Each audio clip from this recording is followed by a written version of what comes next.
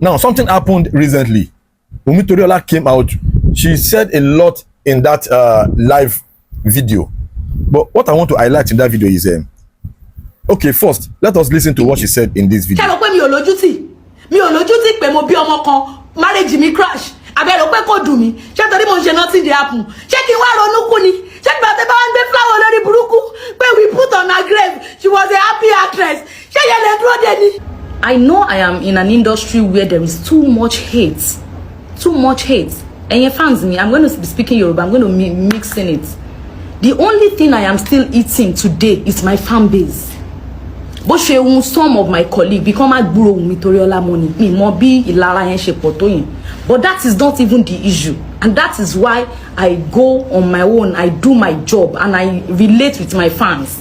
Mo feel pé àwọn fans mi tí Ọlọ́run bá ti fi ìfẹ́ mi sí wọn lọ́kàn, kò sí nǹkan tí anybody lè ṣe, mo ṣì máa nífẹ̀ẹ́ mi. That's why I do my job. When the story of my marriage breakup, ìgbà tó dé, oníkálukú mú tiẹ̀, wọ́n fi ń ṣe oúnjẹ jẹ. Ìkọ́ tí mi ò ṣe, wọ́n ní mo ṣe. Ìyí tí mi ò ṣe, but mo gbà mọ́ra torí ọmọ mi. You people know that when it comes to pé ká fa wàhálà, mo ní lọ́wọ́. But that is in movie. My real life, mo ò fẹ́ wàhálà rárá.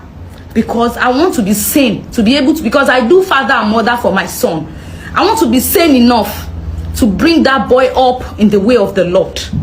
Ṣùgbọ́n ẹni tó fẹ́ fi ọwọ́ ẹ̀ gbọmọ sí, tó fẹ́ ṣe orí burúkú, wọ́n bẹ̀rẹ̀ sí mú ọ̀rọ̀ mi, wọ́n sọ news. And it's not even about the news. Èní kọ́ ló máa ń ṣe news, èní kọ́ ló ti ń sọ news. But my own is, don't instigate me to people. Don't say stay calm. Please. As much as I want to make this live video cost free, because mo mọ̀ pé YouTube, this is time for you to come and eat. This is time. You people should come. As much as I'm trying to be calm, I am begging you.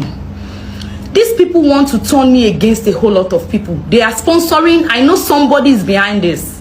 And whoever that is behind this, they wrote to mommy, tẹ́ bá fẹ́ jẹun ọmọ, tẹ́ bá fẹ́ jẹ́ káyé yín ní ìtumọ̀ lọ́jọ́ ọ̀la, tẹ́ bá fẹ́ fọwọ́ yín gbọ́mọ sí. Èèyàn ló bí èmi náà. I lost my mom when I was 8 years old. Bàbá mi dúró ṣe yẹ ó ṣe bàbá. Mo di olórúkọ. Ẹ dẹ̀ fẹ́ fi nítorí ìlara, ẹ dẹ̀ fẹ́ fi bà orúkọ mi jẹ́.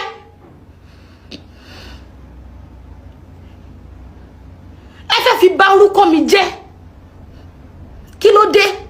Any news ẹ fẹ́ gbé Wunmi Toriola sí, ṣé kẹ́ lè tà ní àbí kẹ́ lè sọ pé káwọn èèyàn hate mi. See, my name is Grace. Ọlọ́run ló fún mi lórúkọ. Tó bá jẹ́ nípa bí industry ṣe rí ni, wọn ò ní lò mí sí fíìmù mọ́. Wọn ò like ni.